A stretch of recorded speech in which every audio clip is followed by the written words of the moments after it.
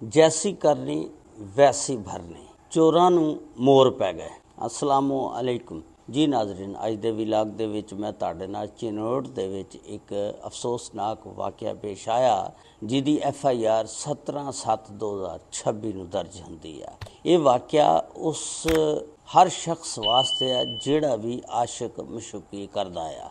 इस वाक़े नूं गौर नाल सुनना और इहदे विच एक बहुत बड़ा सबक आ। ये वाक़या इस तरह कि एक फैमिली रहिंदी आ रजोआ थाणा दे इलाके मकवाणा दे विच। उस फैमिली दे सरबराह दा नाम आ मुहम्मद इकबाल। मुहम्मद इकबाल दी जिहड़ी बीवी आ ये किसे दे नाल सैट हो जांदी आ, उहदा नाम हुंदा अल्लाह दित्ता। हुण ये आपस विच ही ताल्लुकात रखते ने, मिलने की कोशिश करते ने।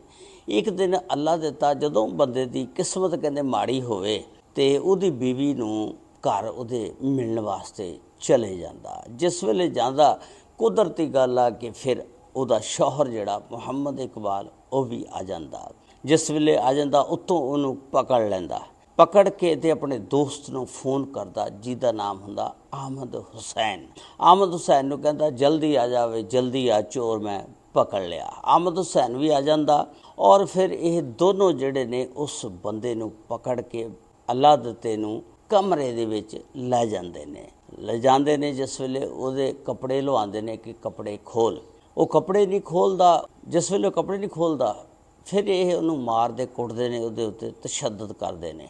करके ते फिर जिहड़ा अहमद अली हुंदा ना, यह ना एक वीडियो बनांदा तशद्दद करके। जिस वेले उहदे कपड़े लुआ लैंदे ने उहदे नाल फिर बदफेली करदे ने, ज़्यादती करदे ने और ज़्यादती करके वीडियो बना लैंदे ने।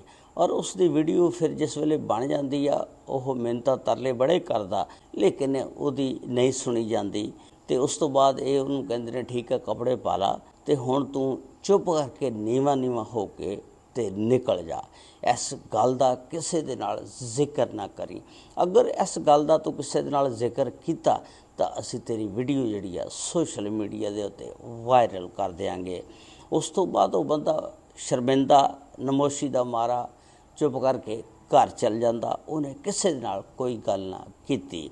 इन्हां बंदियां नूं भी हुण चाहीदा सी कि इन्हां दे घर वो आया सी और इन्हां दी इज्जत दे नाल खेलण वास्ते ते इन्हां नूं भी चाहीदा सी कि ये वीडियो जिहड़ी आ अपने कोल सांभ के रख दे।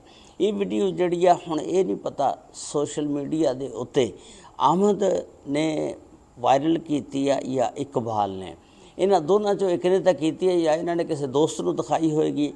ये वीडियो जिहड़ी आ 17/7/2026 नूं वायरल हो जाती सोशल मीडिया के उत्ते। और ये जिहड़ी वायरल वीडियो आ ये 12/7/2026 नूं बनाई सी। 17/7/2026 नूं जिस वेले वायरल हो जाती आ, एक अल्लाह दा रिश्तेदार आ रियाज हुसैन, ये वीडियो उहदे तक पहुँच जाती है। जिस वेले उहदे तक पहुँचती आ, वो देख के अल्लाह दित्ते नूं बुलांदा कि अल्लाह दित्ते ये की आ, ये किस तरह वाक़या होया ते किस तरह तू उन्हां दे तक चढ़िया। तो उन्हें फिर सारी गलबात दसी कि इस तरह मैं मिलने वास्ते मेरी माशूक सी इकबाल दी बीवी उन्हां दे घर गया सी ते उन्होंने पकड़ लिया। तो उत्थे फिर इकबाल ने अपने दोस्त अहमद अली नूं बुला लिया। इस तरह फिर उन्होंने मेरे नाल ज़्यादती की और ज़्यादती करके वीडियो बना ली। लेकिन उन्होंने मेरे नाल वादा किया सी कि ये वीडियो सोशल मीडिया ते असी नहीं वायरल करांगे। तो लेकिन उन्होंने हुण पता नहीं किस तरह वायरल करते, किदां वायरल हो गई।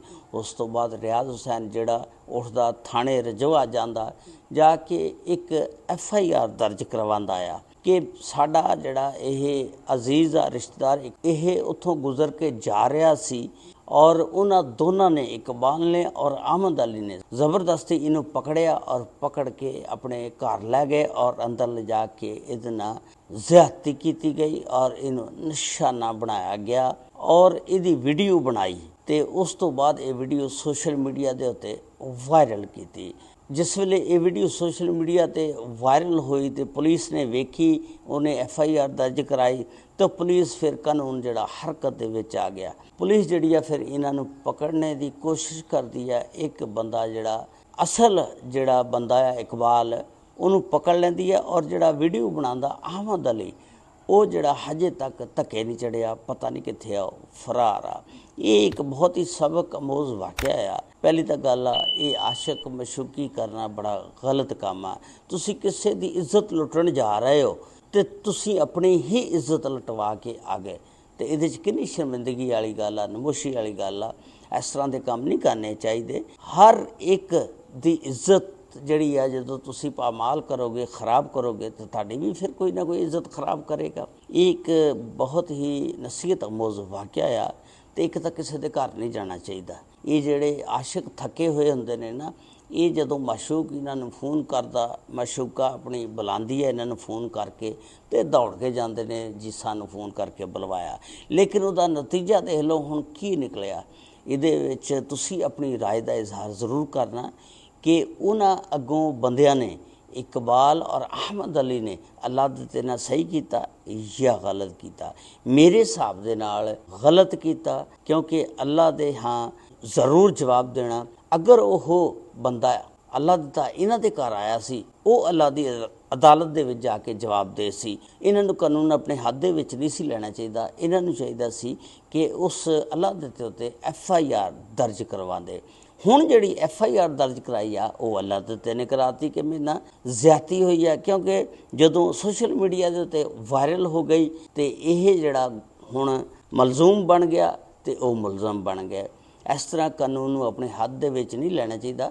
ਦੂਸਰੇ ਗੁਨਾਹ ਇਹਨਾਂ ਨੇ ਕੀਤਾ, ਗੁਨਾਹਗਾਰ ਹੋਏ ਨੇ, ਫਿਰ ਤੋਂ ਵੀਡੀਓ ਬਣਾ ਕੇ ਸੋਸ਼ਲ ਮੀਡੀਆ ਦੇ ਉੱਤੇ ਵਾਇਰਲ ਕਰਤੀ। ਇਸ ਵੀਡੀਓ ਦੇ ਬਾਰੇ ਦੇ ਵਿੱਚ ਤੁਸੀਂ ਆਪਣੇ ਖਿਆਲ ਦਾ ਇਜ਼ਹਾਰ ਜ਼ਰੂਰ ਕਰਨਾ, ਔਰ ਨਾਲ YouTube ਚੈਨਲ ਨੂੰ ਲਾਈਕ, ਸਬਸਕ੍ਰਾਈਬ, ਔਰ Facebook ਪੇਜ ਔਰ TikTok ਨੂੰ ਫਾਲੋ ਜ਼ਰੂਰ ਕਰ ਲੈਣਾ। ਅੱਲਾਹ ਤਾਲਾ ਬੁਰੇ ਵਕਤ ਤੋਂ ਬਚਾਵੇ। ਅੱਲਾਹ ਤਾਲਾ ਸਭ ਤੇ ਰਹਿਮਤ ਫਰਮਾਏ। अस्सलामु अलैकुम व रहमतुल्लाहि व बरकातुहू।